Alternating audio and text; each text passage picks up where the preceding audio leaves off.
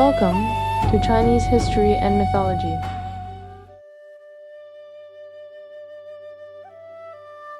Hello, my friends. Welcome back. Welcome to another episode of Chinese History and Mythology. After Duke Wen of Jin captured the state of Cao, his army should have been riding high on victory. Instead, a serious crisis broke out within the ranks. Duke Wen remembered the kindness of Shifuji, who had secretly given him food during his years of exile. To repay that favor, he gave a strict order. The Shi family must be protected, and no one was allowed to disturb them.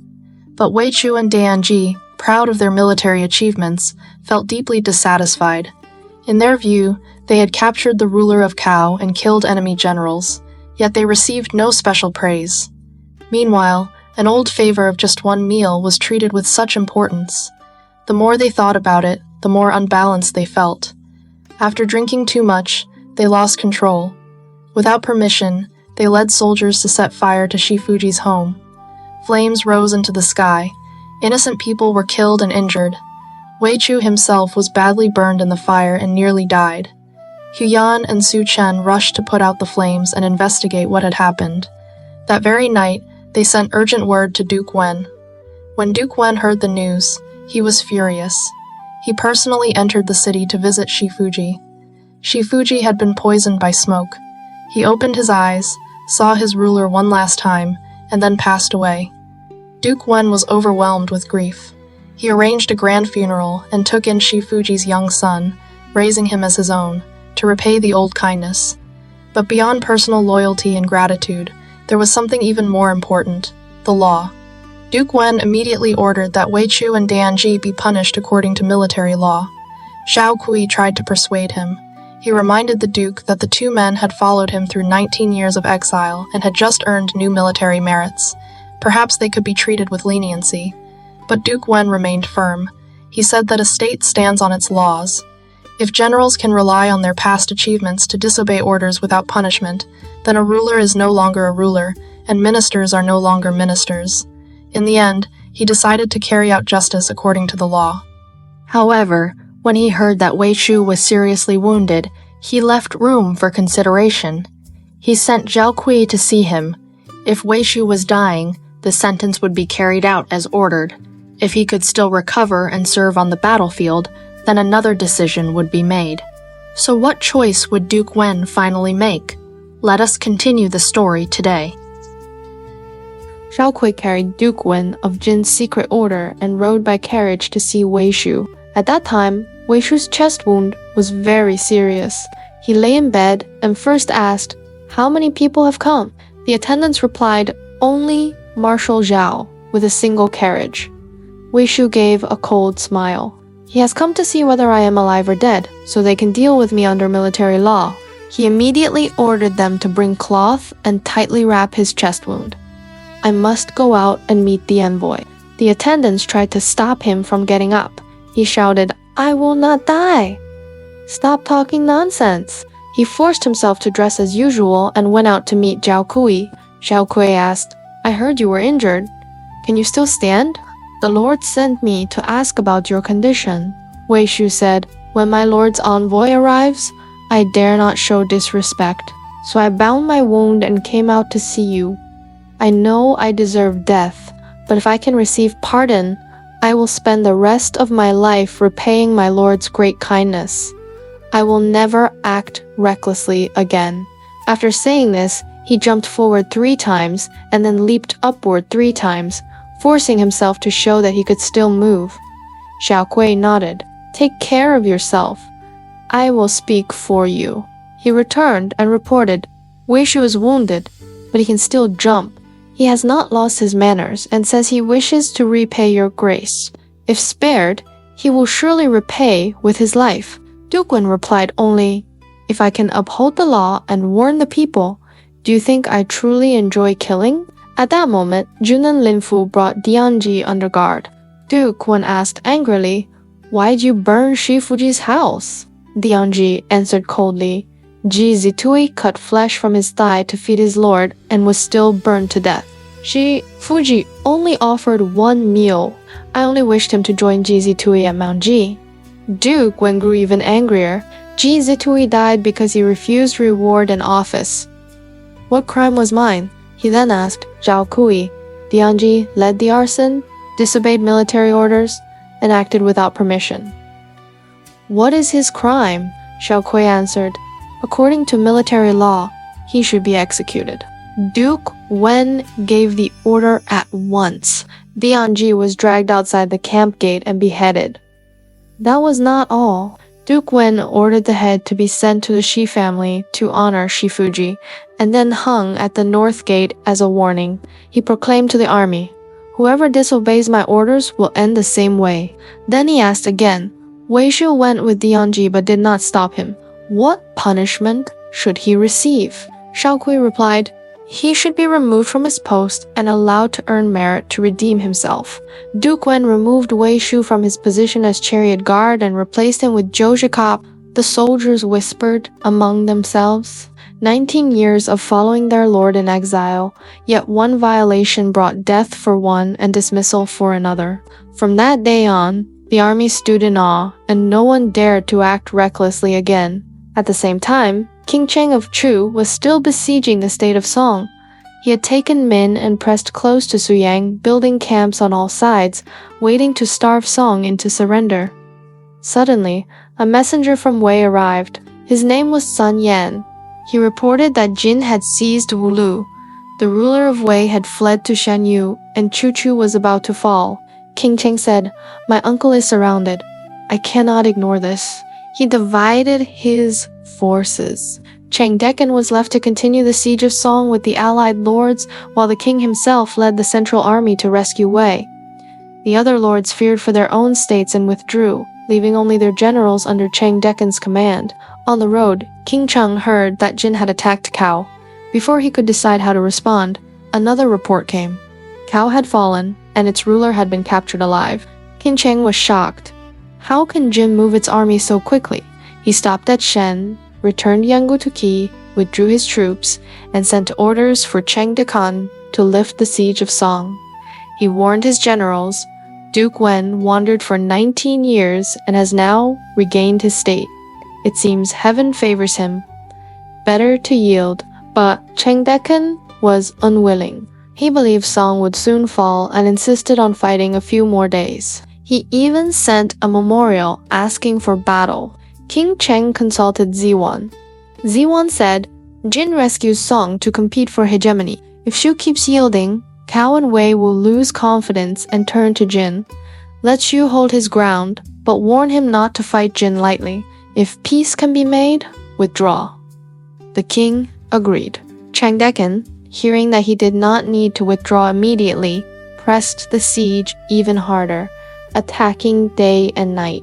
King Chengasan had first held firm, trusting that Jin would attack Cao and Wei to relieve them. But after Chu divided its forces, Cheng Dechen attacked even more fiercely. Song grew desperate. Minister Manyebin said, Jin knows only that the king of Chu went to rescue Wei. It does not know the army here still surrounds Song. Let me risk my life and seek help again. King Cheng of Song said, We cannot ask for help empty-handed. He listed the treasures in the treasury and promised to deliver them once Chu withdrew. He sent Hua Shula with men, Yibin. They slipped down the city wall at night, passed through the Chu camps, and finally reached the Jin camp. They wept before Duke Wen and begged for rescue. Duke Wen hesitated. To rescue Song meant facing Chu directly. Before his death, she who had advised that Jin must ally with Qi and Qin before fighting Chu. Now Chu had returned Yanggu to Qi and made peace. Qin had no quarrel with Chu. Why would they help? Xuanzuan said, I have a plan. We can make Qi and Qin turn against Chu on their own. He advised Duke Wen to refuse Song's gifts and have them divided, sending half to Qi and half to Qin. Let those two states go to Shu and request that Cheng Dechen lift the siege. If Cheng refused, Qi and Qin would resent Chu. Duke Wen asked, What if Chu agrees and Qi and Qin help Song turn to Chu instead? Xuanzuan replied, I have another plan to ensure Chu will refuse. Cao and Wei are friendly to Chu, but Song is hated by Chu. We have driven out the ruler of Wei and captured the ruler of Cao. If we give some of their lands to Song, Chu will hate Song even more. Even if Qi and Qin plea, Chu will not agree. Duke Wen clapped his hands in approval. Manyaban went to Qin, Hua Shula went to Qi, both delivering the same request. Duke Zhao of Qi said that Chu had already withdrawn to Shen and did not seem greedy. The problem lay with Cheng Decan. He sent Kui Yao to plead. Duke Mu of Qin sent Prince Zi to speak to Cheng Decan. Neither knew the other had sent a messenger at the same time. Duke Wen moved quickly. He declared he would not keep all the lands of Cao and Wei, and sent Hu Yan to take Wei lands and Su Chen to take Cao lands, driving out their officials. By coincidence, while Kui Yao and Prince Zi were in Cheng Decan's camp asking for peace, the displaced officials of Cao and Wei arrived, complaining that Song had seized their lands with Jin's support. The Cheng Decan was furious. He said to the envoys, "If Song behaves like this, how can it speak of peace? I cannot accept your request." The envoys left in frustration. Duke Wen had already arranged to intercept them on their return and hosted them with a great banquet. He said, "Chu's general is arrogant and rude. When we fight Chu, I hope your states will assist us." They could only agree and departed with resentment in their hearts. Just as Duke Wen of Jin finished setting up his strategy, he sent word to Shang Niu to see Duke Cheng of Wei, saying he was willing to let him return and restore his state. Duke Cheng was delighted when he heard this, but Young Niu immediately stopped him. "This is Jin's scheme to drive a wedge between us. You cannot trust it." Duke Cheng did not listen. Just like the ruler of Cao had done before, he wrote to the Chu commander Chang Dechen, declaring that Wei would break with Chu and turn to Jin. The letter arrived in the Chu camp at the worst possible moment. Chang Dechen was already furious because his envoy Wang Chen had been detained by Jin. He was shouting in anger, "Chang'er, that old thief.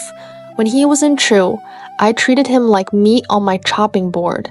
Now that he has become ruler, he dares to seize my envoy. When two states are at war, envoys are not to be harmed. On what grounds does he do this?" While he was still raging, a guard came in to report, "Letters have arrived from the rulers of Cao and Wei." Chang Dechen thought heaven was helping him. He quickly opened them, only to find that both letters spoke of abandoning Chu and submitting to Jin. He exploded. That old thief forced them to write this. Today either he dies or I do. He immediately gave the order to lift the siege of Song and turn the army toward Jin for a decisive battle. "Once I defeat Jin, what can the broken troops of Song do?" Du Yuzhao quickly advised caution. "The king has repeatedly ordered that we must not rush into battle with Jin, and Qi and Qin have already spoken on behalf of Song. If you refuse them face, they will surely turn to Jin. Even with Chen Kai, Zheng, and Su on our side, we may not withstand Qi and Qin together."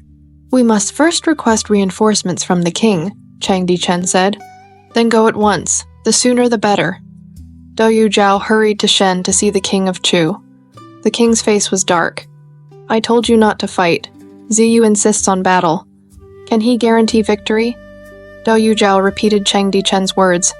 "He says if he fails, he will accept punishment under military law." The king was doubtful. He sent only Dou Yishen with the Western Division to reinforce him. The Western Division had only 1,000 soldiers, and they were not elite troops. It was clear the king was not willing to stake everything on Chang Dishen. Chang Dichen's son, Chang Daxing, also requested to fight with 600 personal guards, and the king agreed. When the reinforcements arrived in Song territory, Chang Dichen saw how few they were and grew even angrier. "Without more troops, do they think I cannot defeat Jin?" That very day he broke camp and advanced, combining the forces of Chen, Kai, Zheng, and Su, heading straight toward the Jin camp. Everything unfolded exactly as Shenzhen had planned. The Chu army had been drawn out. Chang Dechen arranged his troops. He himself led the Western Division and the Cheng family guards as the center army. Dou Yishen led the Shen troops together with Zheng and Su as the left army. Doubo led the Shi troops with Chen and Kai as the right army. The three divisions advanced toward the Jin camp and set up in three positions. Duke Wen called his generals to discuss. Shenzhen said, We intended from the start to draw them out and defeat them. The Chu army has been campaigning for years and besieging Song for long. They are exhausted. We must fight now and not miss this chance. Hu Yan spoke differently. My lord once told the king of Chu that if they met on the battlefield, he would withdraw 3 stages. If we fight immediately, it is a breach of faith. The generals protested. For our ruler to retreat before a Chu minister is a disgrace, Hu Yan replied. We are yielding to the Chu army, not forgetting the king of Chu's past kindness. If we retreat and Chu also retreats, the siege of Song will end. If we retreat and Chu pursues, then they are in the wrong. Their pride will rise, our anger will burn, and victory will be in our grasp. Duke Wen nodded. Xifan is right. He ordered the entire army to retreat. They withdrew 30 li. A report came. We have retreated 1 stage, Duke Wen said. Continue. They withdrew another 30 li. Still, he did not allow them to stop. Only after retreating 90 li, reaching Chengpu, exactly 3 stages, they ordered the army to camp. At that time, reinforcements from Qi and Qing arrived at Chengpu. Qi sent Guo Guifu as commander and Kui Yao as deputy. Qing sent Xiao Ziyin as commander and Bai Yibing as deputy. The siege of Song was lifted, and the ruler of Song sent Gong Senggu to express thanks and remain with the Jin army. When the Chu army saw Jin retreat 3 full stages, they were pleased. Dou Bo said, "The ruler of Jin has already avoided our minister. That is honor enough. Better to withdraw than risk trouble." Chong Dechen replied angrily, "I have asked the king for reinforcements. If I do not fight, how can I answer him? Jin retreats because they fear us. We must pursue," he ordered the chase. The Chao army advanced to Chengpu and met the Jin forces. Chong Dechen set up camp on advantageous ground near hills and marshes. Some Jin generals wanted to seize the heights, but Xian Zhen said, "High ground is for defense. Ziyu has come to fight, not defend. Even if he holds the heights, he cannot stop us from fighting." Duke Wen still hesitated. Hu Yan encouraged him. "Now that both armies face each other, battle is certain. If we win, we can claim hegemony. If we lose, Jin's mountains and rivers will still protect us. Chu cannot destroy us." That night, Duke Wen had a strange dream. He dreamed that he wrestled with the king of Chu, as in the old days. He lacked strength and fell on his back. The king of Chu pressed him down, broke his head, and sucked at it. He awoke frightened and asked Hu Yan if this was a bad omen. Hu Yan congratulated him instead. "It is a great omen. You lying on your back means heaven's light shines upon you. The king of Chu above you means he submits. He sucking your head means you conquer him with your mind. This is a sign of victory." At dawn, Chu delivered a formal challenge. Duke Wen ordered Xian Zhen to review the army. Jin had 700 chariots and more than 50,000 soldiers, not counting Qi and Qin. Duke Wen climbed the high ground at Yuxin and looked over the formations. The troops moved in order, advancing and retreating with discipline. This is the training passed down by Shi Hu. With such an army, we can fight. Xian Zhen arranged the final plan. Hu Mao and Hu Yan led the upper army with Bai Yibing of Chen to attack the Chu left under Dou Yishen. Lu Wanji and Su Chen led the lower army with Ku Yao of Qi to attack the Chu right under Dou Bo. Xian Zhen himself, together with Shi Zhen and Ti Man, held the center against Chang Teichen. Song Lingfu and Shi Hui each led 5,000 troops as wings. Guo Guifu of Qi and Zhao Ziyin of Qin would take a side path and strike the Chu camp from behind once they broke. Wei Chou, recovered from his wound, requested to serve as vanguard. Xian Zhen gave him a harder task. He was to lie in ambush at Kongsang and cut off the Chu retreat. Duke Wen remained on Yuxin Hill, protected by Zhao Cui and others watching the battle. Zhu Jiekao prepared boats at the southern river to seize Chu supplies. The battle began. On Chen Jichen's order, the left and right armies attacked first, the center to follow. Jin struck first on the right. Luanzi saw that Chen and Kai were at the front of the Chu right wing and easy to break. Following Xian Zhen's secret plan, Jin feigned retreat. The Chen General Yuan Xuan and the K Prince Yin thought they had the advantage and pursued. Suddenly, a signal sounded. Su Chen charged out, his horses covered with tiger skins. The two horses panicked at the sight, thinking they saw real tigers. Chariots collided and chaos spread. Jin seized the moment. Su Chen killed Prince Yin. Bai Yibing shot Dou Bo in the face. The Chu right wing collapsed. Lu Anji then sent men disguised as Chen and Kai soldiers, carrying their banners, to report to Chu that the right wing had won and urging the center to advance quickly. Chang Dichen saw dust rising in the north and believed Jin was retreating. Overjoyed, he urged the left wing to pursue. On the left, Hu Yan met Dou Yushen and fought briefly before feigning disorder and retreat. The banners fell back. Dou Yushen led Zheng and Su forces in pursuit. As they advanced, drums thundered. Xian Zhen and Shi Zhen charged from the flank, splitting the Su forces. Hu Mao and Hu Yan turned back and attacked from both sides. Zheng and Su broke first. Dou Yishen fled on foot into the hills. The dust cloud that had signaled retreat was caused by Jin dragging branches behind their chariots to deceive the enemy. In the center, Cheng Daxing remained cautious.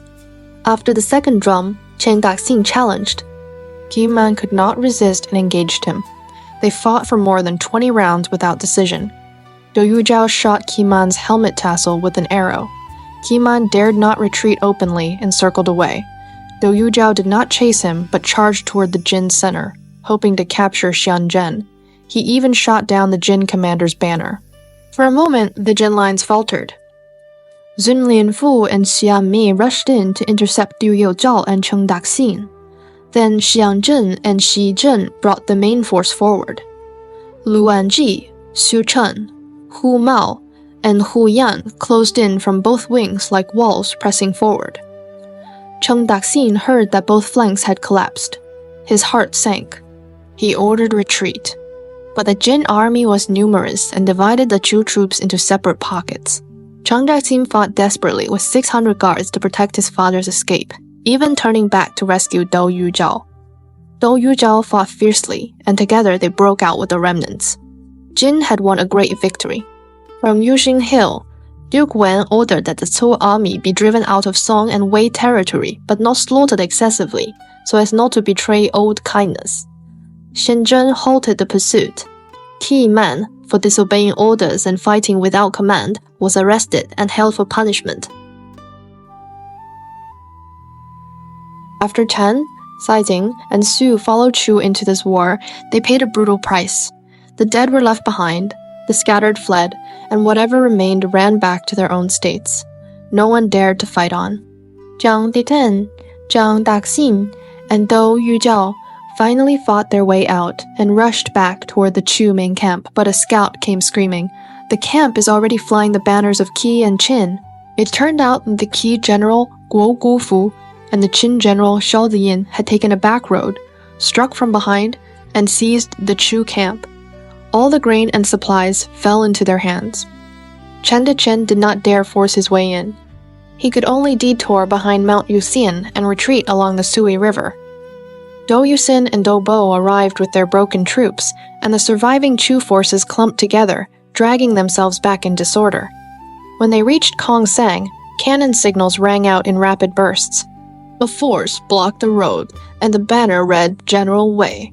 It was Wei Chou. The Chu troops were already shaken. At the sight of this fierce Jin commander, many fugitives panicked and scattered on the spot.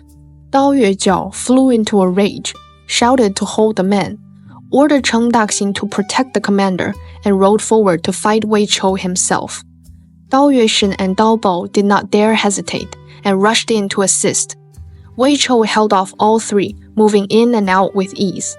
Just as the fight locked into a stalemate, a rider galloped in from the north and shouted, "General, stop fighting! The former commander, by the Lord's order, says to let the Chu generals return home, to repay Chu's kindness from the old days." Wei Chou immediately stopped, ordered the road cleared, and roared, "I spare your lives. Get out of here." Cheng Dichan and the rest did not dare pause. They fled at full speed back to Liangu. Back at Liangu, Cheng Dichan counted the troops. The center army still had 70 or 80% left, but the two wings were shattered. From Shen and Xi, only 1 in 10 survived. He clenched his teeth. I meant to raise Chu's name across 10,000 light. Instead, I fell for Jin's tricks. I chased glory and suffered this defeat. How can I shift the blame? He immediately imprisoned Dao Yishen, Dao Bo, and himself, and sent his son Cheng Daxin with the remnants to see the king of Chu and beg for the death penalty on his behalf. The king of Chu was still at Chen. When he saw Cheng Daxin, his fury burst out. Did your father not say, if I do not win, I will accept military punishment? What is there left to say now? Cheng Daxin knelt and kowtowed. My father knows his guilt. He wanted to kill himself. I stopped him and urged him to await your punishment, so the law of the state can be upheld. The king said coldly, By Chu law, a defeated commander must die. Let the generals kill themselves quickly. Do not stain my execution block. Cheng Daxian wailed and could only send a messenger back to Liang. Cheng Daxian heard the reply and sighed. Even if the king pardoned me, how could I face the elders of Shen and Xi? He bowed to the north 3 times, drew his sword, and cut his own throat. At that time, Wei Jia asked his father Wei Luchen at home, I heard the chief minister lost at Changpu. Is it true? It is true, Lu Chen replied. And how did the king deal with him? Ziyu and the other generals asked to die. The king allowed them to kill themselves. Wei Jia panicked. Ziyu is stubborn, but if he had wise men to help him, he could still achieve merit. In the future, if anyone can avenge Jin, it will be Ziyu. Father, why did you not remonstrate and save him? Lu Chen said. The king was furious. I feared my words would do no good. Wei Jia reminded him, Have you forgotten the matter of Fan Wu Yuxi? He once said the ruler Ziyu and Zexi would all die badly. The ruler remembered it and, on the day he took the throne, granted Ziyu and Zexi each a pardon token to break that prophecy. In anger, he may have forgotten. If you mention it, he will remember. Wei Luchen immediately went to the king.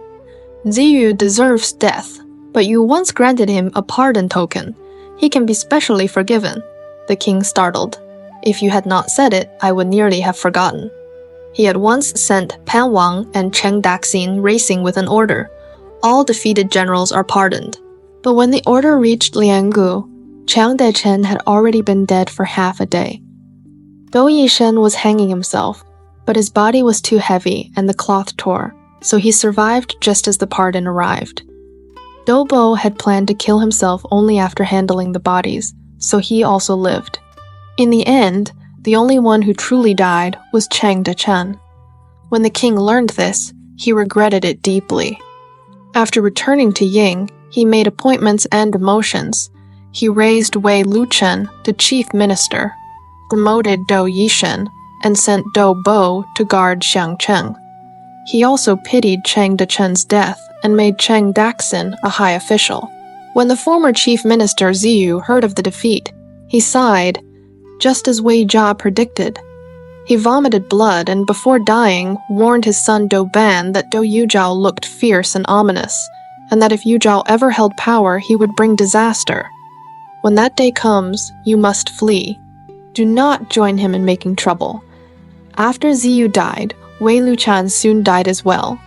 The king of Chu remembered Ziyu's old service and promoted Dou Ban as chief minister and Dou Yuzhao as minister of war. On Jin's side, after the victory, Duke Wen moved into the Chu camp. Supplies were piled like mountains. The soldiers even joked, "The Chu people set a feast for us." The Qi and Qin commanders and the other allied generals came to congratulate Duke Wen with the formal north-facing salute. But Duke Wen looked worried and refused to accept it. The generals asked why he was uneasy after such a victory. Duke Wen said, "Ziyu is not the kind of man who will accept being beneath others. This victory cannot be treated lightly. How could I not be afraid?" When Qi and Qin prepared to depart, Duke Wen gave them half the captured spoils, and both armies returned with victory music. Song also sent men to Qi and Qin to thank them for their help. After that, Shang Zhen brought Qi Man before Duke Wen and accused him of disobeying orders and fighting without command. Duke Wen said, "If the upper and lower armies had not won first, Could the impact of Chu's assault still have been contained? Even so, he ordered Zhao Cui to judge the case. Key Man was executed in public. Duke Wen announced to the whole army, "From now on, anyone who disobeys the commander's orders will meet the same end." Everyone in the ranks was terrified. The army stayed at Yusen for 3 days and then prepared to return. When they reached the south bank of the Yellow River, scouts reported, "The boats are not ready." The officer, Zhou, who had been assigned to gather boats, has secretly gone home because his wife was gravely ill. He had assumed the standoff would last. He did not expect the war to turn in only 6 days, so the army reached the river before he returned. Duke Wen was furious and wanted to seize civilian boats by force. Shan Zhen stopped him. "The people south of the river are already frightened after hearing we defeated Chu. If we search and seize, they will hide and flee. It is better to offer a heavy reward and recruit boats." Duke Wen agreed. A reward notice was posted. The people rushed to respond, and soon the riverbank was packed with boats like ants. The army crossed smoothly. After crossing, Duke Wen asked Zhao Cui, "The shame of Cao and Wei has been answered. Only Zhang remains. What can we do?" Zhao Cui replied, "If you lead the army through Zhang territory, the Zhang people will not dare refuse." Duke Wen continued onward. On the road, they met the royal minister Wang Zihu, who came to announce that the Son of Heaven would personally come to reward the troops. Duke Wen asked how the ritual should be done on the road. Zhao Cui said they should go to Jiantu, build a royal lodge overnight, and have Duke Wen lead the lords there to receive the king with proper ceremony. They set an auspicious day in the 5th month at Jiantu to await King Xiang of Zhou. Soon after, the Zhang minister Zirenju came to beg forgiveness, fearing punishment. Duke Wen was angry. "The ruler of Zhang fears us only because Chu has been defeated. It is not his true heart. After I pay my respects to the Son of Heaven, I will march to Zhang's walls." Zhao Cui advised him, "Since we set out, we drove out the ruler of Wei, subdued the ruler of Cao, and defeated Chu. Our power already shakes the realm. Why exhaust the army for Zhen accept his submission? If he truly turns loyal, spare him for now. If he holds a second heart, rest a few months and then strike." Duke Wen agreed. Luanzi entered Zhen and renewed the alliance. The ruler of Zhen came in person to Hanyong, brought grain and fodder, and apologized. The two swore again with blood in conversation. They praised Jiu's bravery, and the ruler of Zhang said, "He has already killed himself at Langu." Duke Wen sighed for a long time. Later, he told his generals privately, "Today I am glad, not because I gained Zhang, but because Chu lost Ziyu. With Ziyu dead, the rest are not worth worrying about." On the day Dingwei of the 5th month, King Xiang arrived at Jiantu. Duke Wen led the lords to welcome him 30 li away and escorted him into the royal lodge. The lords knelt and bowed. Duke Wen presented captured spoils, and King Shang was delighted. He personally invested Duke Wen as regional lord, gave chariot robes, bows and arrows, ritual wine, and strong warriors, and proclaimed that Jin was to undertake campaigns to protect the royal house. He then ordered Wang Zihu to supervise the covenant meeting. Duke Wen presided as the lords swore with blood. The oath declared that all members would support the royal house and not harm one another, and that any who broke the covenant would bring ruin on their descendants and cut off their family line. The lords all answered in unison and pledged obedience in the covenant. Shu Wu represented Wei and was listed last. Duke Wen intended to bring Shu Wu to see the king and set him up as ruler of Wei, replacing Duke Cheng. Shu Wu wept and pleaded on the spot, "You are inheriting Duke Wan of Qi's work. Will you now make a younger brother seize a brother's throne? I beg you to restore my elder brother Zhang to his ruler's seat." Yuan Zhuan also knelt and wept in support. Only then did Duke Wen nod and agree. In the 20th year of King Shang of Zhou, the Son of Heaven came to Jiantu to reward Duke Wen of Jin.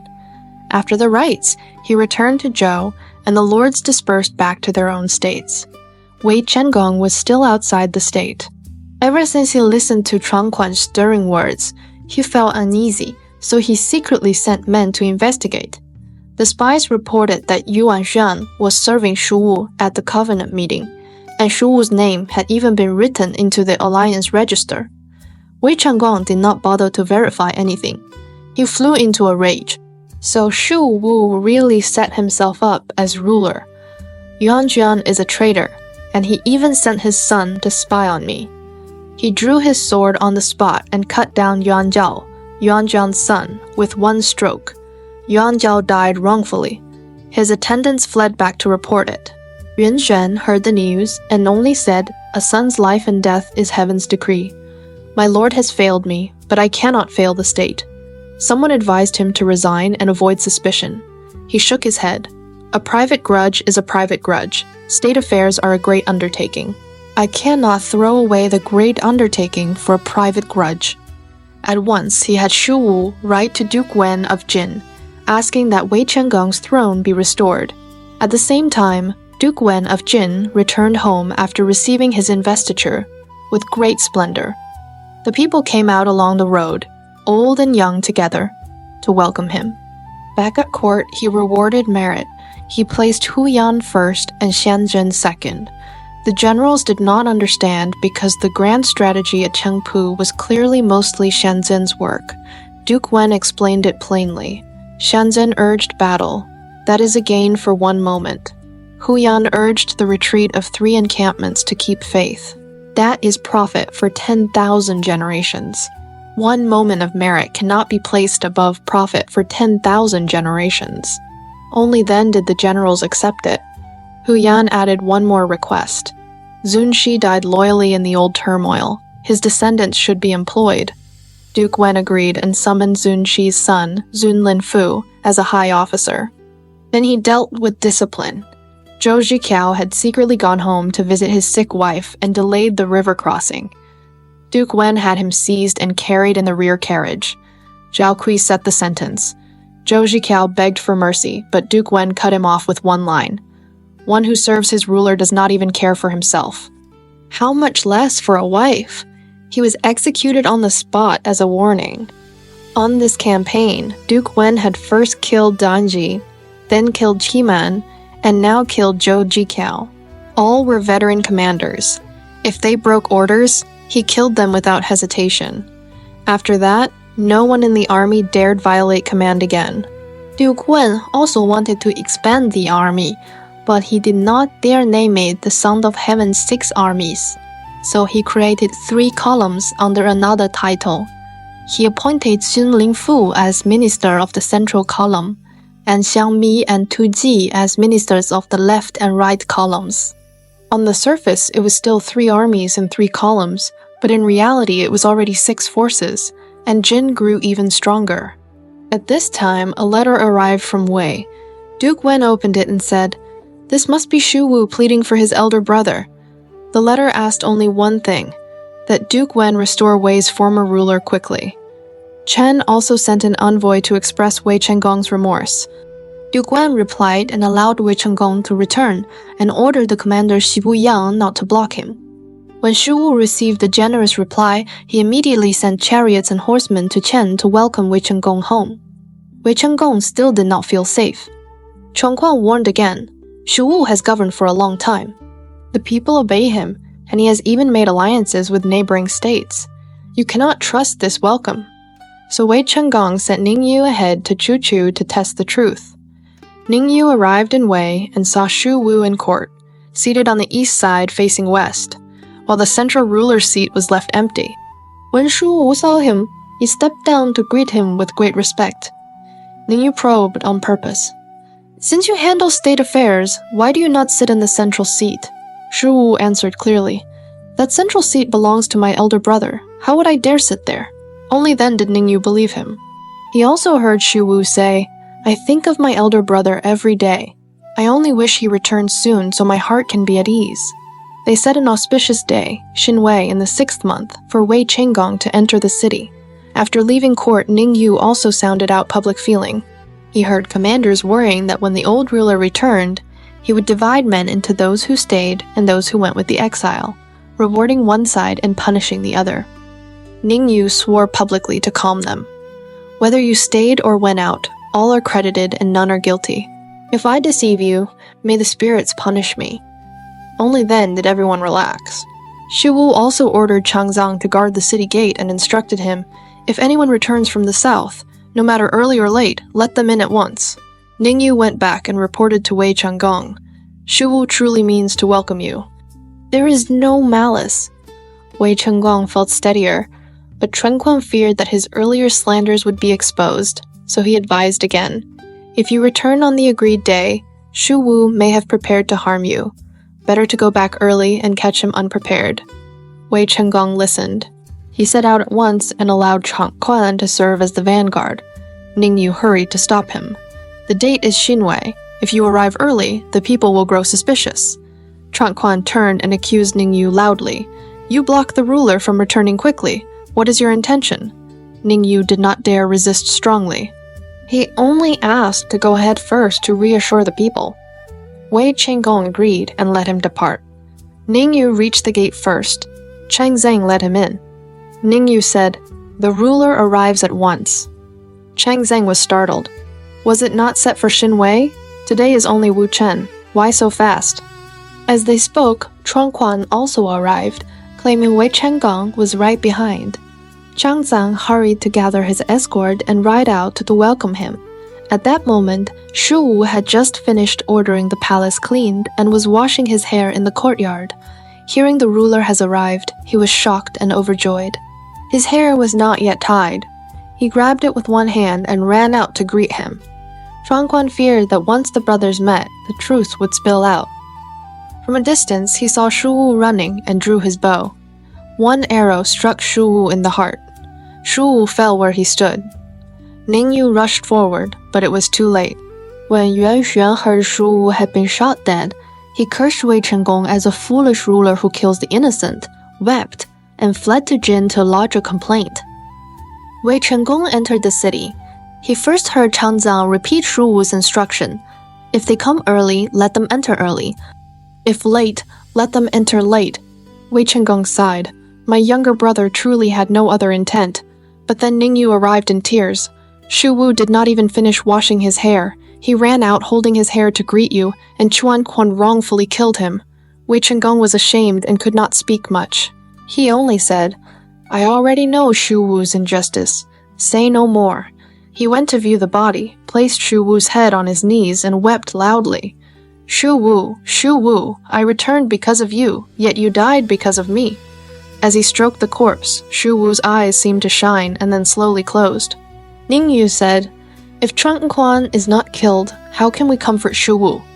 Wei Chunggong immediately ordered Chuan Quan arrested. Chuan Quan tried to defend himself. I killed Xu Wu for the ruler. Wei Chunggong exploded. You slandered my brothers, slaughtered the innocent, and now you push the guilt onto me. He had Chuan Quan executed in public and buried Xu Wu with the rights of a ruler. At first, the people were in uproar when they heard Xu Wu had been killed, but when they heard Chuan Quan was executed and Xu Wu was buried with honor, the people's hearts finally settled. Yuan Xuan fled to Jin, threw himself to the ground and wept, recounting in detail how Wei Chunggong suspected Xu Wu and how Chuan Quan shot him. Duke Wen of Jin was enraged, but he first comforted Yuan Xuan and housed him at the guest lodge. Then he summoned the ministers and said, I defeated Shu at Chengpu.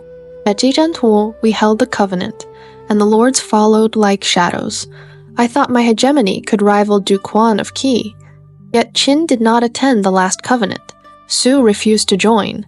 Zhang still holds doubts, and Wei's ruler, just restored, dared to kill his covenant-bound brother.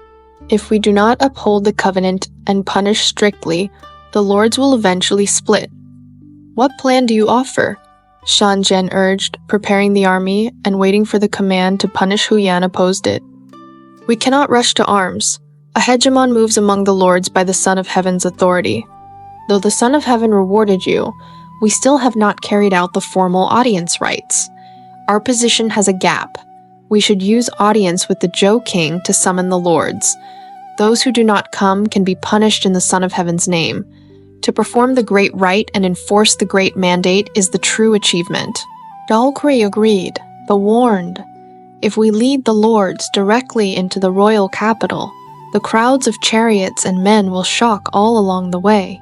The Son of Heaven may grow suspicious and refuse the audience, and that would harm our prestige. Better to invite the Son of Heaven to Wen. There we can lead the lords to perform the audience.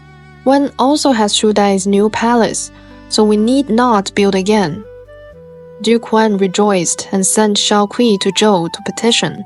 Zhao Cui met King Xiang and stated, "Our lord thanks you for your grace and wishes to lead the lords to court to perform the audience rite." King Xiang fell silent, lodged Zhao Cui in the guest house, and then summoned Wang Zihu to discuss. "Jin's ruler wants to bring all the lords to court. His intent is hard to read. How can we refuse?" Wang Zihu went to test Zhao Cui. He used the excuse so many men and carts will fill the city and breed rumors. It is better to drop it. Zhao Cui replied, "We already issued notices to the states and agreed to gather at Wen. If we cancel, it is treating the Son of Heaven's affair like a game." "I dare not return with that," Wang Zihu asked. "Then what can be done?" Zhao Cui proposed a solution. In ancient times, the Son of Heaven toured to inspect the realm.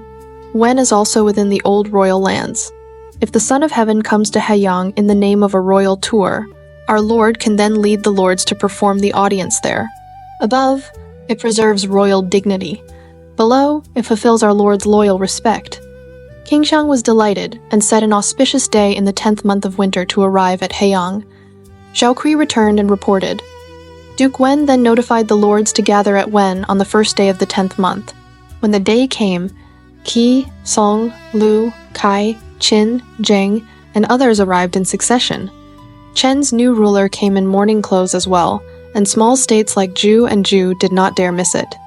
Wei Chou originally did not want to go, but Ning Yu warned, "If you do not go, your guilt grows heavier, and Jin will surely punish you." So Wei Chou went. Duke Wen still refused to see Wei Chou at Wen and stationed troops to guard him. Su remained stubborn and did not come.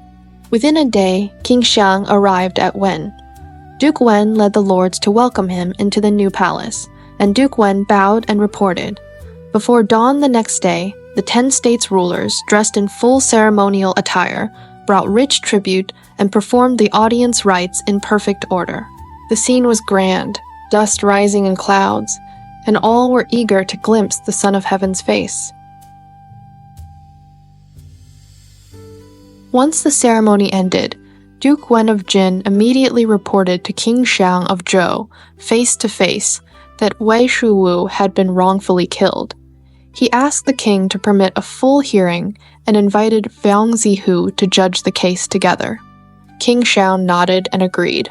Duke Wen hosted Wang Zihu at the guest hall, seated everyone by ritual order, then issued a summons in the Son of Heaven's name to bring Wei Chou for judgment. Wei's ruler was escorted in, wearing prison clothes, and Wei's minister, Yuan Shuan, also arrived. Wang Zihu said, "It is not convenient for ruler and minister to argue face to face. Let others speak in their place."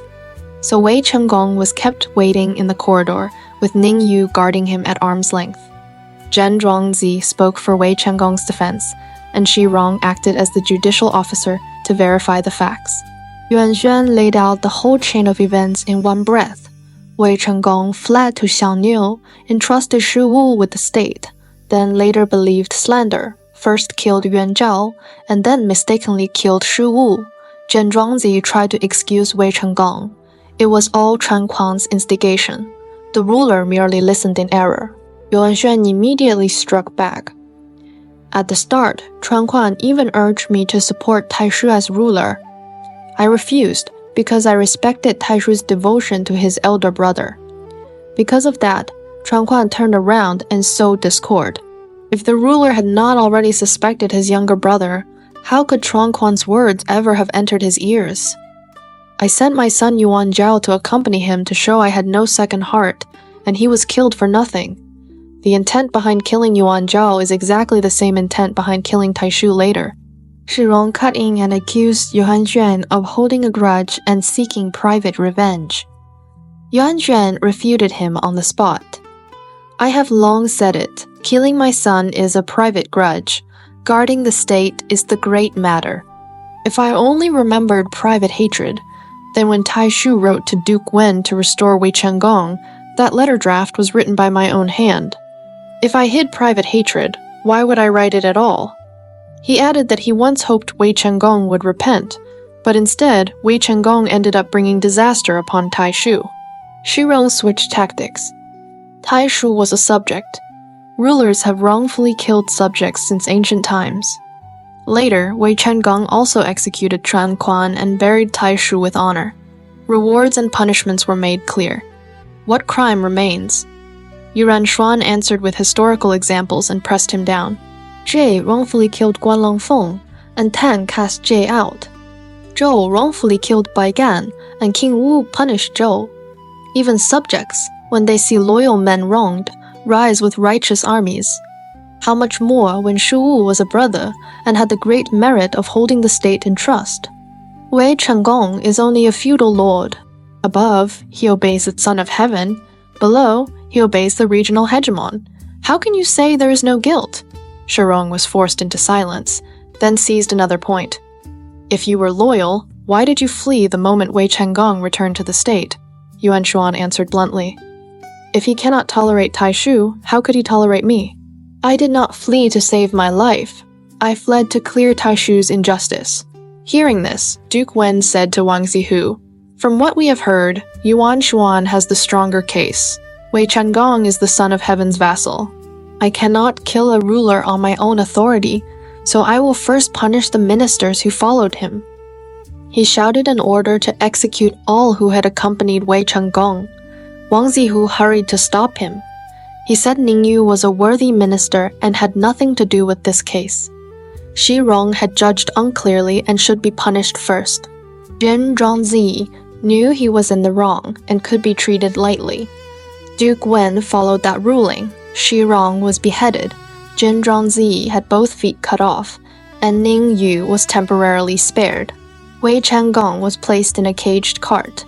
Duke Wen and Wang Zihu brought him to Qingxiang and asked the king to order Wei Changong executed, to satisfy heaven's principle and the people's hearts. Qingxiang refused, and spoke severely. Between ruler and subject, and between father and son, there should not even be lawsuits. If we judge the subject right and kill the ruler by the subject's hand, it violates ritual to the extreme. It will teach the world to overturn what is right and walk the wrong road. Duke Wen could only admit his mistake and said he would escort Wei Changong to the royal capital to await judgment. Back at the guest hall, Duke Wen continued to guard Wei Changong strictly. At the same time, he sent Yuan Jian back to Wei, allowing him to set up a new ruler in Wei to replace Wei Changong.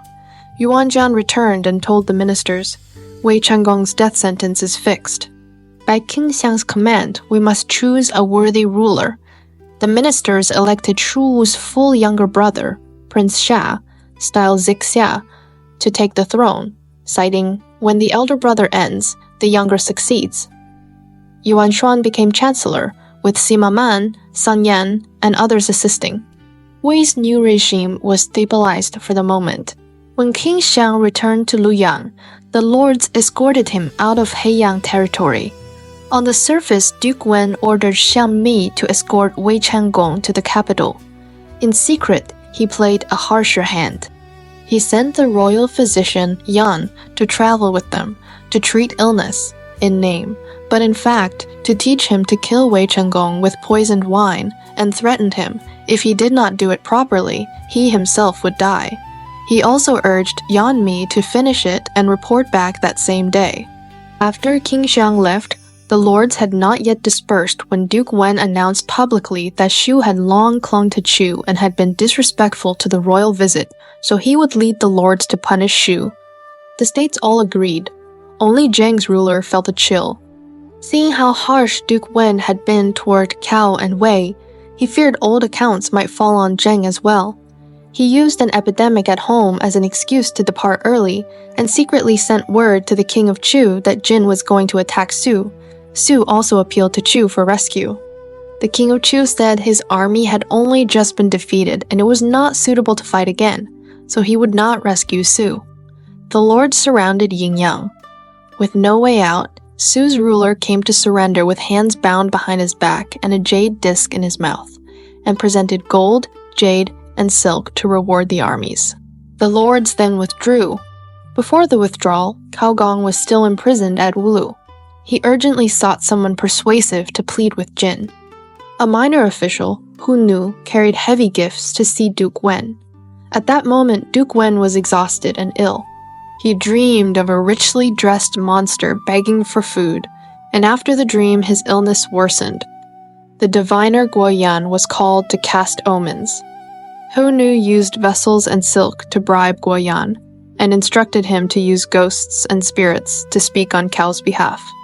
Guo Yan combined the dream with the hexagram and said it meant an unoffered spirit seeking pardon. Duke Wen did not understand.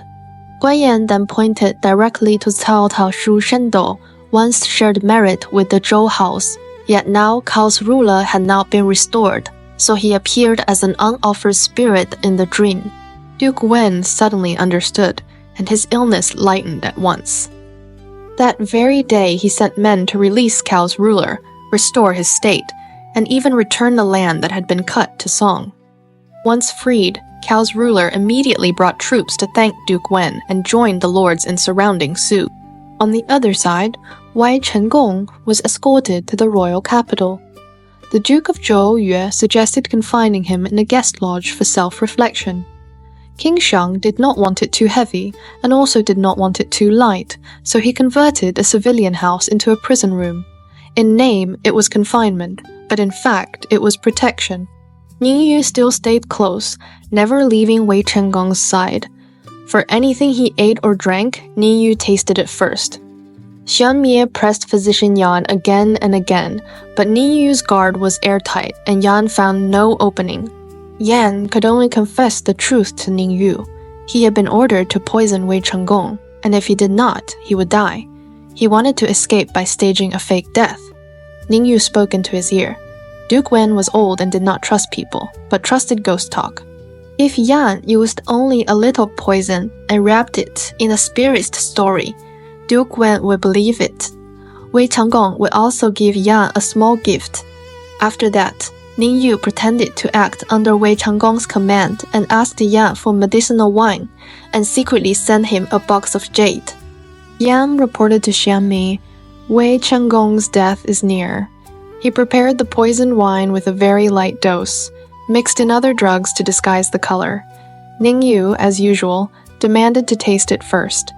Yan pretended to refuse and forced Wei Chenggong to drink. After only 2 mouthfuls, Yan suddenly looked up, screamed, fell to the ground, vomited blood, and passed out. The wine jar shattered, and wine spilled everywhere. Ning Yu made a great show of panic and had people carry the physician up.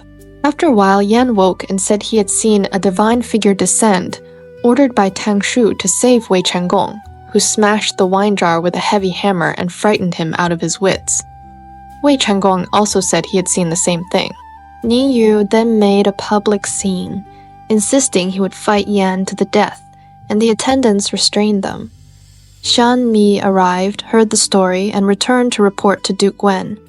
Wei Chenggong has divine protection.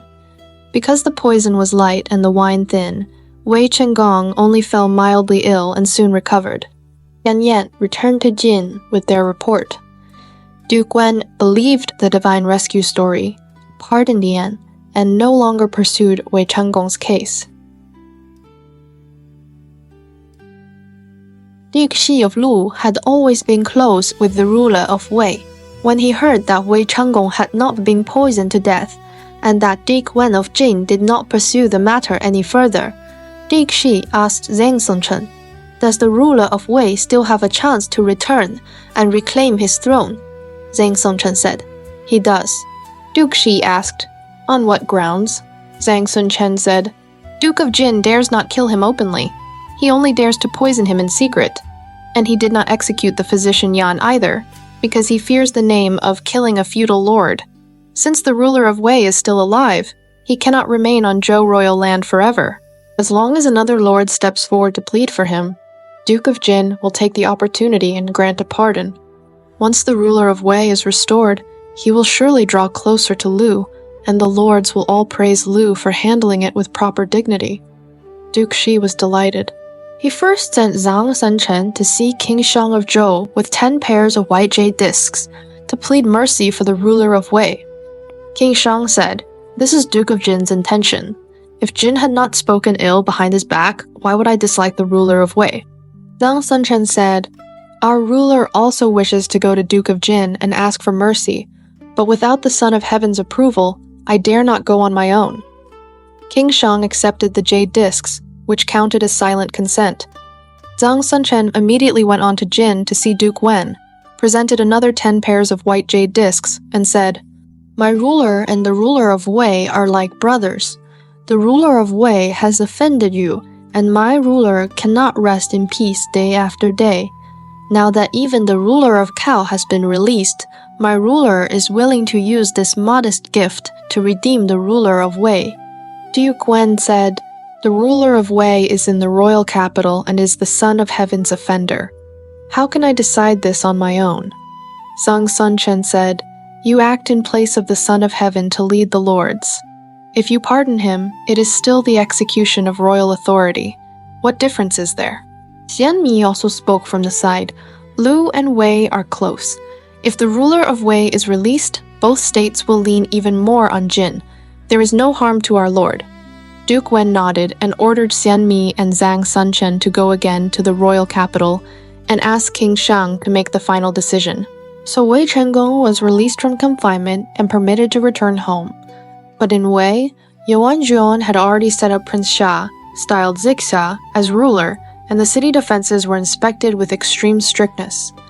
Wei Chengong feared that if he returned, he would be kept outside the gates, so he plotted in secret with Ning Yu.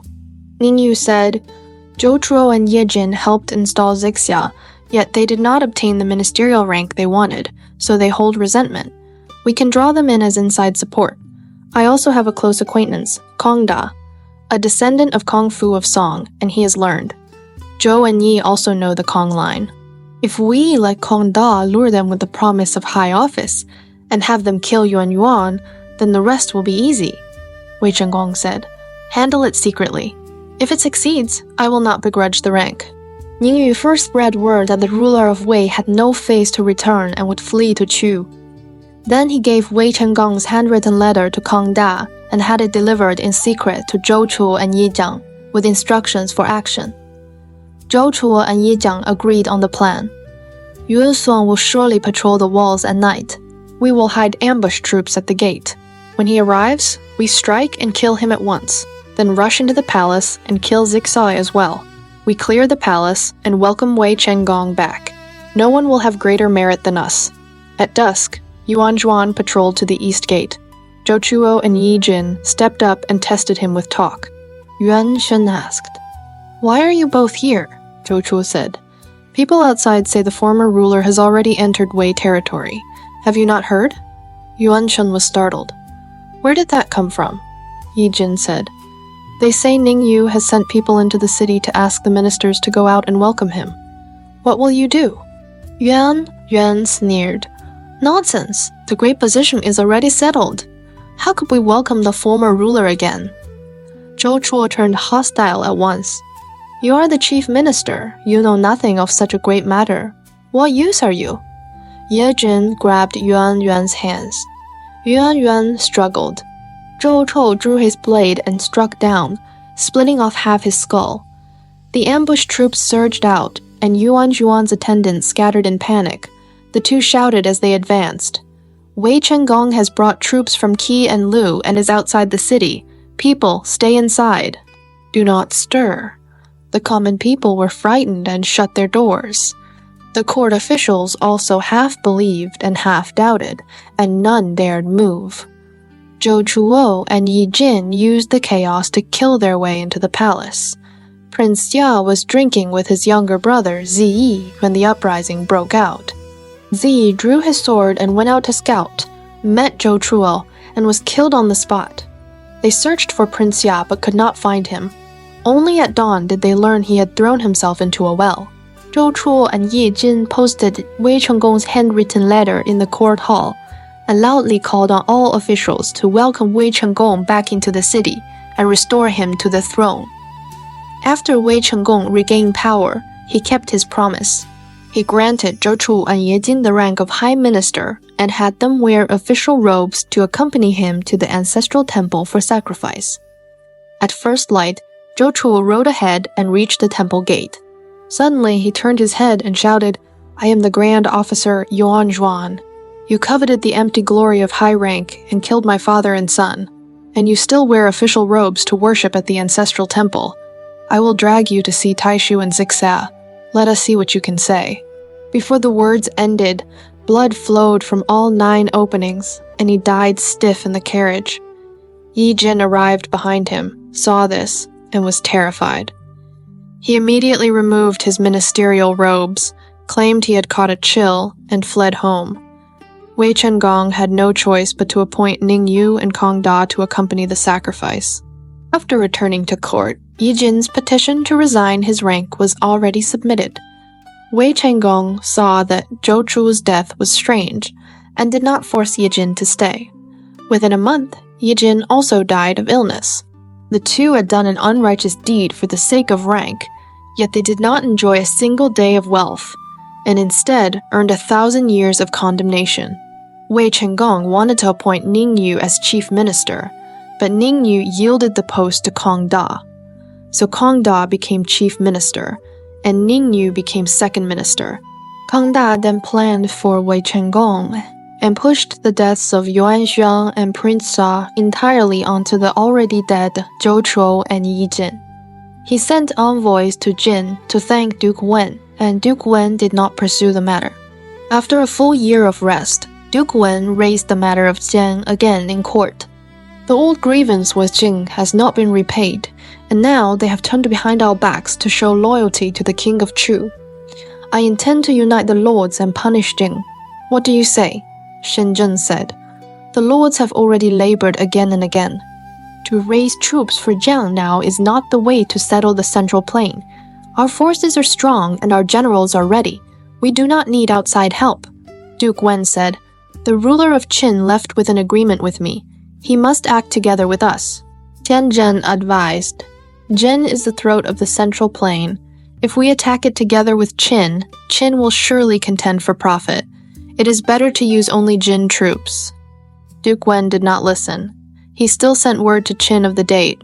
In early 9th month, they would assemble at Zheng's border. Before departure, he wanted Prince Lan to serve as guide. Lan was the half-brother of Jing's ruler, sharing the same mother, and had long been a minister in Jin. Lan refused. A nobleman, though in a foreign land, does not forget his parents' state. If you attack Zheng, I dare not take part. Duke Wen sighed.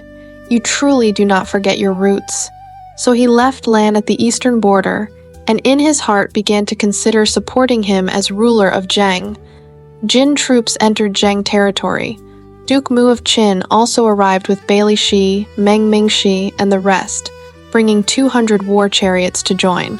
The two armies encircled Zheng, broke the outer passes, pressed toward Kuwei, and built a long ring of fortifications. Jing camped at Hanling to the west of Zheng's capital. Qin camped at Sinan to the east. Patrols ran day and night, and even firewood and grain could not be carried in. Duke Wen of Jing was frantic. Minister Shu Zhan offered a plan. With Qin and Jin allied, their edge is sharp. We cannot fight them head-on. We must find a sharp tongue to persuade Duke Mu of Qin to withdraw. If Qin withdraws, Jin stands alone, and Zheng will not fear. Zheng's ruler asked, Who can go? Shu Zhan said, Yi Zhihu. Yi Zihu said he could not, and recommended another. There is a man of Kaicheng named Zhu Zhiwu. He is over 70. He served 3 reigns without promotion, but his tongue is the sharpest. Grant him rank and gifts. Send him to persuade Duke Mu. Zheng's ruler summoned Zhu Zhiwu. His hair and beard were white, his back bent, his steps unsteady, and those at court could not help smiling. Zheng's ruler said, Yi Zhiwu says you are eloquent. I ask you to persuade Qin to withdraw. I am willing to share the governance of the state with you. Zhu Zhiwu bowed and refused again and again. In my younger years, I achieved nothing. Now I am old. Even speaking is difficult. How could I dare confront 1,000 war chariots? Zhang's ruler said. You served 3 reigns and were not used. That is my fault. Today, I appoint you as deputy minister. You must make this journey. Jihu also urged, now that our ruler knows how to use you, do not refuse again. Only then did Jujiwu accept the mission. That night the siege was tight. Jujiwu saw that Qin was on the east and Jin on the west, and the 2 sides did not support each other. At night, he ordered strong men to lower him by rope from the east gate and went straight to Qin's camp. The guards would not let him in, so he cried loudly outside the camp. An officer seized him and brought him in to report to Duke Mu. Duke Mu asked, Who are you? Zhu Ziwu answered, I am Zhu Ziwu, a minister of Zhang. Duke Mu asked, What are you crying for? Zhu Ziwu said, I cry that Zhang is about to perish. Duke Mu asked, If Zhang perishes, why do you cry outside my camp? Zhu Ziwu said, I cry for Zhang, and I also cry for Qin. Zhang's fall is not worth pitying. What is worth pitying is Qin. Duke Mu flew into rage. If you cannot justify that, you will be executed at once. Zhu Shiwu did not panic. He raised his hand, pointed east and west, and began to lay out the stakes one by one. In the Qin camp, Zhu Ziwu made his point plain from the start. Qin and Jin have joined forces to strike Zhang. Zhang's fall is only a matter of time. If Zhang's fall truly benefited Qin, how would I dare come here to persuade you? The problem is that it brings not benefit but harm. Why should you exhaust your troops and spend your wealth to work for someone else? Duke Mu of Qin asked, You say it is harmful. Where is the harm? Zhu Ziwu laid it out piece by piece. Zhang lies to the east of Jin. Qin lies to the west of Jin. They are 1,000 li apart. If Qin wants Zhang's land, Jin stands in front of you, and the Zhou domain lies to your south. Can you actually take it away? Once Zhang is destroyed, every inch of that land goes into the mouth of the ruler of Jin. What does Qin gain? Qin and Jin are evenly matched. The stronger Jin becomes, the weaker Qin becomes. Helping another state expand its land is the same as cutting your own strength. A clear-minded ruler would not do it. And remember this. In the past, Duke Wen of Jin promised you 5 cities beyond the river, then turned around and went back on it. You know that best. Qin has granted favors to Jin for generations. Has Jin ever repaid you even a fraction? Since the ruler of Jin returned to his state, he has been adding troops and swallowing other lands day after day. Today he would swallow Zhang to expand eastward. Tomorrow he will set his eyes on the west. When that day comes, the disaster will fall on Qin. Have you not heard of Yu and Guo? Jin used Yu's hand to destroy Guo, then turned around and attacked Yu. The ruler of Yu helped Jin destroy himself. Do not imitate him. The favors Qin gives Jin are not something you can rely on, and the outcome of Jin using Qin is even more frightening. You are so wise, yet you are stepping into Jin's trap. That is why I say it brings no benefit and only harm. Duke Mu listened and nodded again and again. You are right. But Bailey Shi warned, Zhu Ziwu is a slick talker. He is trying to drive a wedge between Qin and Jin. Do not listen to him. Zhu Ziwu immediately added a sweet offer. If you will loosen the siege now, Zhang is willing to swear an oath to abandon Chu and submit to Qin. In the future, when Qin travels east, your envoys and supplies can pass through Zhang as easily as if it were your own outer storehouse. Duke Mu was overjoyed. On the spot, he sealed the pact with Zhu Ziwu in a blood oath. Then he turned around and sent Qizi, Feng Sun, and Yang Sun to remain with 2,000 troops to guard Zhang. He did not inform Jin. He withdrew his army back to Qin in secret. The news sped into the Jin camp. Duke Wen of Jin was furious. Hu Yan asked permission to pursue. Qin's troops have only withdrawn a short distance. Their hearts have already turned toward home, and their fighting spirit is weak. If we chase them and win one battle, Zhang will be so frightened that it will collapse on its own. Duke Wen shook his head. No pursuit. I reclaimed my state only because Duke Mu supported me. Ziyu was rude to me, and I still retreated 3 stages to repay Chu's old kindness.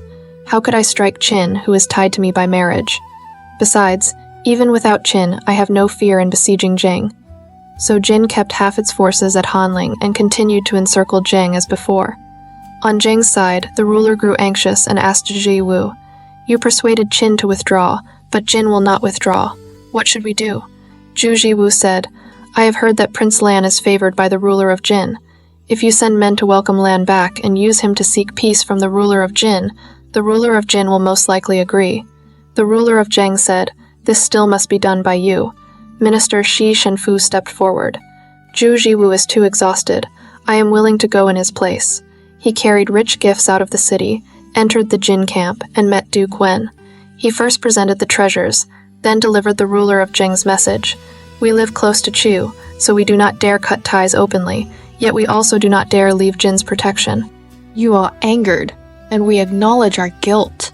We are willing to offer ancestral treasures to seek your pardon. If you will send Prince Lan to oversee Zhang's government and sit in command day and night, who would dare harbor a second heart?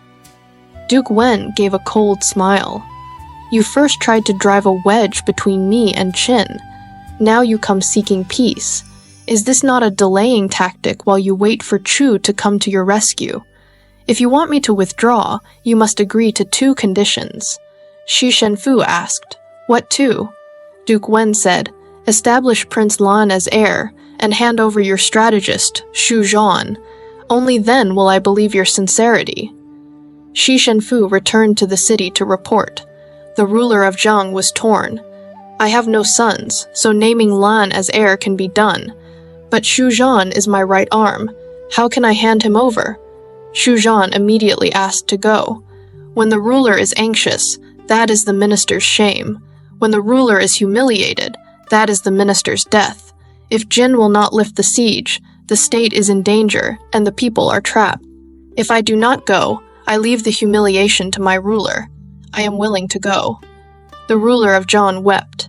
"If you go, you will surely die. I cannot bear it." Xu Zhan pressed harder. "You cannot bear to lose one Xu Zhan, yet you can bear to see the people suffer and the state perish. If abandoning one man saves one state, what is there to pity?" The ruler of Zhang could only agree through tears. Shi Shenfu and Ho Shu Yendou escorted Xu Zhan to the Jin camp, pleaded guilt before Duke Wen, and asked that Lan be confirmed as heir as agreed. Duke Wen was delighted. He first sent Hu Yan to the eastern border to summon Prince Lan, and ordered Shi Shenfu and the others to wait. When Duke Wen faced Xu Zhan, he shouted 2 charges. "You control Zhang's power and made the ruler of Zhang show disrespect to guests. That is the first charge. After taking the oath, you still held a second heart. That is the second charge. Men, prepare the cauldron and boil him." Xu Zhan remained calm. With hands folded, he said, "Let me finish my words before I die." Duke Wen asked, "Speak." Xu Zhan spoke steadily. "When you came to Zhang, I often urged my ruler. The Prince of Jin is wise, and the men around him all have the talent of high ministers. If he returns to his state, he will surely command the lords. After the alliance at Wen, I also urged my ruler. We must always obey the ruler of Jin, and must not offend him. But my counsel could not move him, and heaven's calamity fell on Zhang. Now you blame me. My ruler knows I am innocent and refused to send me, even to death. I used the principle that when the ruler is humiliated, the minister must die, and I came of my own will to accept death, only to save one city's people. To judge matters accurately is wisdom. To serve the state with all one's heart is loyalty. To face danger without fear is courage. To give one's life to save the state is benevolence. A minister who has benevolence, wisdom, loyalty, and courage, by Jin's law, should indeed be boiled." When he finished, he seized the handles of the cauldron and shouted, "From this day on, all who serve the ruler of Jin should take Xu Zhan as their warning." Duke Wen was shaken. He changed his order on the spot. "Release him. Do not kill him. I will employ you for now. You truly face death without flinching." A few days later, Prince Lan arrived. Duke Wen explained the terms clearly, then ordered Xu Zhan, Shi Shenfu, Hao Sundou, and the rest to bow to Prince Lan according to the rites for an heir. Then they escorted Lan into Zhan. The ruler of Zhan established Prince Lan as the legitimate eldest son. Only then did the Jin army lift the siege and withdraw. That year, Wei Chou fell from his chariot after drinking. His arm broke, his old wounds reopened, and he began coughing up blood. In the end, he died. Duke Wen of Jin remembered his past service and allowed his son, Wei Kie, to inherit his title. Not long after, Hu Mao and Hu Yan also passed away. Duke Wen wept and said, "From the days of exile until today, I relied on my uncle's support.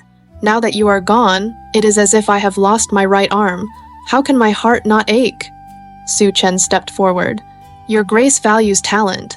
I would like to recommend a man who can serve as chief minister. Please judge for yourself." Duke Wen asked. "Who is he?" Su Chen said. "While traveling on a mission, I saw a farmer plowing in Ji. His wife brought him food, holding it with both hands. He received it respectfully, performed a small offering ritual, then ate. She stood beside him while he ate. Only after she left did he return to work. His manner remained respectful the whole time.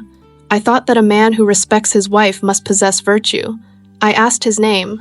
He is Zhao Cui, son of Shi Rui. If you use him, he will not be inferior to Fan." Duke Wen frowned. "His father was guilty. How can I employ him?" Su Chen replied, "Virtue or vice does not pass from father to son. Yao had Danju, Gun had you. Why should you reject a worthy man because of his father's crime?" Duke Wen nodded. "Very well, summon him." Su Chen said, "I have already kept him at my home. Please invite him with proper ceremony." Duke Wen sent court attendants with robes and ornaments to fetch him. Zhao Cui knelt and refused. "I am only a farmer. That your grace does not punish me for my father's crime is already kindness. How dare I stain the ranks of court?" After repeated urging, he finally entered court. He was tall, with a voice like a great bell. Duke Wen was delighted and appointed him to assist Su Chen. He then reorganized the army. The former two wings were renamed two armies, called New Upper and New Lower. Together with the original three armies, Jin now had 5 armies, strong and well-equipped, second only to the Son of Heaven. King Chang of Chu grew uneasy and sent Dojiang to seek peace. Duke Wen, remembering old ties, agreed to restore friendly relations. In the 24th year of King Shang of Zhou, Duke Wen of Jin passed away. The ministers installed Prince Lan as ruler, known as Duke Mu of Jin, just as the old omen had foretold. That winter, Duke Wen of Jin fell gravely ill. He summoned Zhao Cui, Shang Jian, Hu Shigu, and Yang Chufu. "Assist my eldest legitimate son, Huan, in taking the throne. Do not let my hegemony be lost." He also arranged his other sons in advance. Prince Yang went to Qin. Prince Lan stayed in Chen. The youngest, He Ten, served at the Zhou court, securing affairs outside Jin. Soon after, Duke Wen died. He had ruled 8 years and was 68 years old. His eldest son Huan ascended the throne as Duke Shang of Jin. As the coffin was being carried toward Kuo, a sound like the bellow of an ox suddenly came from within. The coffin grew as heavy as a mountain, and the horses could not move it. The ministers were terrified. Guo Yan said, "There will be war in the west. If we meet it, we will surely win. This is our late lord's warning." The ministers bowed in thanks. The sound ceased, and the coffin moved as before. Shan Zhen said firmly, "The west means Qin." He immediately sent scouts. At this time, Qin generals Qi Zi, Feng Sun, and Yang Sun were stationed at Zheng's north gate. They had hoped to earn merit by guarding the city, but Zheng had submitted to Jin and installed Prince Lan. They were displeased. "We guard the city for him, yet he turns to Jin and leaves us with nothing." They secretly reported to Duke Mu of Qin. Though angry, Duke Mu feared Duke Wen's reputation and did not act. After Prince Lan took the throne and showed them no special favor, the 3 generals grew even more resentful. Qi Zi spoke with Feng Sun and Yang Sun. "We have guarded here long, with no merit to show. Let us persuade our lord to strike Zheng in secret. We can open the gate from within and return with full reward." Then they heard that Duke Wen of Jin had died. The 3 were overjoyed. "Heaven helps us." They immediately sent word back to Qin. "Zheng's north gate is in our hands. If you send troops, we will assist from within and destroy Zheng at one stroke. Jin is in mourning and cannot help. Zheng's new ruler is not yet secure. This chance cannot be missed." Duke Mu received their secret message and learned that the north gate of Zheng was under their control. If he sent troops, they could attack inside and out and wipe out Zheng. He at once summoned Jian Shu and Bailey Shi for counsel. Both spoke together in opposition. Qin is 1,000 li from Zheng. You cannot hold its land, only seize some wealth. Marching such a distance, how can news not leak? If Zheng prepares, the army will labor for nothing. You guard a city for someone and then turn to attack him. That is untrustworthy. To strike a state in mourning is unkind. If you win, the gain is small. If you lose, the harm is great. To lose trust, lose benevolence, and lose wisdom, this war must not be fought. Duke Mu grew angry. I supported the ruler of Jin 3 times and shook the world. Now he is dead. Who can oppose me? Zheng depends on others and will change sooner or later. Better to seize the moment and destroy Zheng than exchange it for lands east of the river. Would Jin refuse? Zhen Shu urged again. Send envoys first to mourn in Jin and Zheng. Learn the truth. Do not be deceived by Qizi. Duke Mu waved his hand. If we wait a year, the opportunity is gone. War values speed. You are old and do not understand. He fixed the date with Qizi to meet at Zheng's North Gate in early February. He appointed Meng Mingxi as commander, with Shi Qishu and Bai Yibing as deputies, and sent 3,000 picked troops and 300 chariots in secret. On the day of departure, Jian Shu and Bi Shi wept outside the city. Duke Wen demanded, "Why do you weep for my army?" They answered, "We dare not weep for the army. We weep for our own sons." Bei Yi was Jian Shu's son, and Meng Ming was Bei Shi's son. Jian Shu quietly handed Bei Yi a letter. Act according to this. Bei Yi felt a chill. Meng Ming, confident in his bravery, did not care. That night, after the camp was set, Meng Ming asked to see the letter. It contained only 2 lines. Zheng is not to be feared. Jin is the true danger. The passes of Shao Mountain are steep.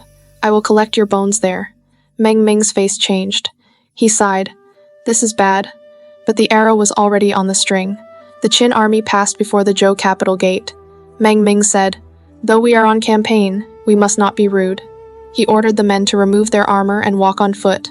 The vanguard, Bao Menzi, leaped onto his chariot in one bound. The others followed, all vaulting up in high spirits. King Xiang of Zhou sent Prince Hu and Wang Sunmin to observe. Prince Hu said, "Such fierce troops. Zheng will surely fall."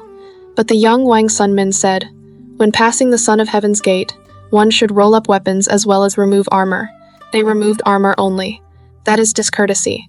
To leap eagerly onto chariots is rash. Discourtesy leads to disorder. Rashness leads to poor planning. This campaign will end in defeat. Meanwhile, in Zheng, the merchant Xiang Gao was driving cattle to sell in Zhou. On the road, he met his old acquaintance Jian Ta and learned that Qin had already set out to attack Zheng. Xiang Gao was alarmed. "My father's homeland is in danger. How can I stand by?" He sent men ahead to warn the ruler of Zheng to prepare, and took 20 fat oxen himself to meet the Qin army, claiming he came by order of the ruler of Zheng to offer comfort. The Qin vanguard reported this to the main camp. Meng Ming was startled. "How does Zheng know we are here?" He ordered Xiang Gao brought in. Xiang Gao bowed. "My lord heard that your generals were coming and sent me with oxen to welcome and reward the troops. Shang lies between great powers and keeps guard day and night, fearing to offend your state." Meng Ming asked, "Why is there no official letter?" Xiang Gao replied, "We feared delay, so the order was given by word of mouth." Meng Ming lowered his voice. "We came for the state of Hua. How could we dare attack Shang?" He then ordered the troops to camp at Yanjin. He told Shi Qishu and Bai Yi, "Since Zhang is prepared, to attack would bring no gain. Better to strike Hua, seize goods, and return." That night at the 3rd watch, the Qin army attacked Hua from several directions. The ruler of Hua fled to die. The city was plundered. Thus, Zhang escaped disaster. Had Xiang Gao not acted with quick wit and false orders, Zhang would have been in grave danger. After the Qin army looted the state of Hua, the country was left crippled. The ruler of Hua could no longer restore order. As soon as the Qin troops withdrew, the land of Hua was quickly annexed by Wei. Meanwhile, in Zheng, Duke Mu of Zheng received Xian Gao's secret warning that Qin intended a surprise attack. He did not dare trust it completely. It was early February. He quietly sent men to watch the Qin generals stationed inside the city, Qizi, Feng Sun, and Yang Sun. The spies returned and reported, "The 3 are preparing their chariots and horses. Their weapons are ready. Every man is armored and helmeted. They are simply waiting for the Qin army to arrive so they can open the gates from within. Duke Mu of Zheng was alarmed. He immediately asked the elder statesman Zhu Wu to handle the matter. Zhu Wu took bolts of silk as gifts and went to see Qizi and the others. Smiling, he said, "You have stayed long in our humble state. Supplies have been consumed so heavily that even the deer of Yuanpu are gone. Now I see you preparing men and horses. Are you planning to return home? Meng Ming and the others are between Zhou and Hua. Why not go join them?" When Qizi heard this, his heart turned cold. He thought to himself, "The plot has been exposed. If I remain in Zheng, disaster awaits. If I return to Qin, I cannot explain myself." He answered politely on the surface, but that very night fled with his trusted followers to the state of Qi. Feng Sun and Yang Sun each fled as well, seeking refuge in the state of Song. The Qin soldiers left behind were leaderless. They gathered at the north gate in restless confusion. Duke Mu of Zheng ordered Yi Zhou to prepare ample grain and distribute it to the Qin troops, calming them and allowing them to return home on their own. He also recorded Xian Gao's great merit and appointed him military commandant. At this time, Duke Xiang of Jin was still in Kuo, observing mourning rites when a spy arrived with urgent news. The Qin general Meng Ming is leading troops eastward. His purpose is unknown. Duke Xiang was shocked. He quickly summoned his ministers for discussion. Xianzin had already uncovered Qin's plan to attack Zheng and hurried into court.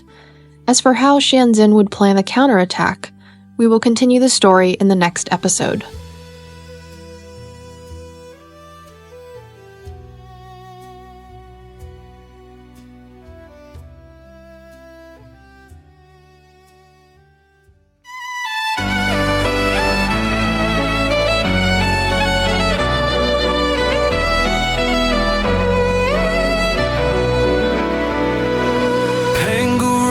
Sky in light, Nua healed the broken heart.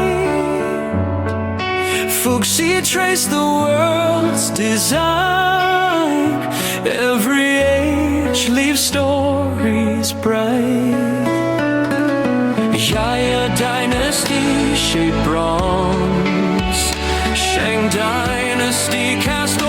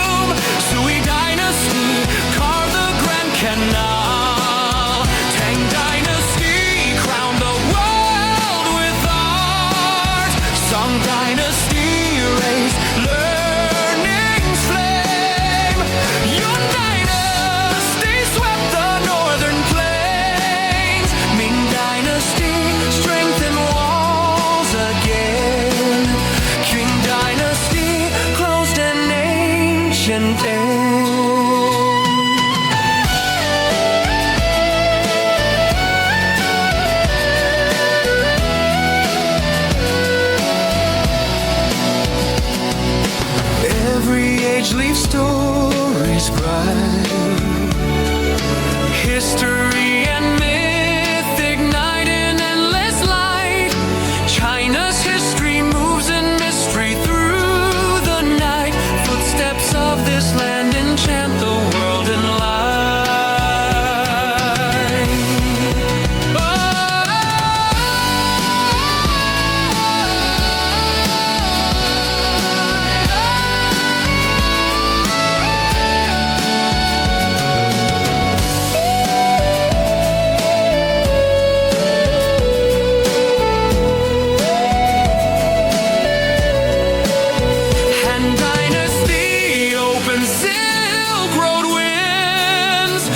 Kingdoms dynasty turn war to tales. Qin dynasty led ink and mountains bloom. Sui dynasty carved the Grand Canal.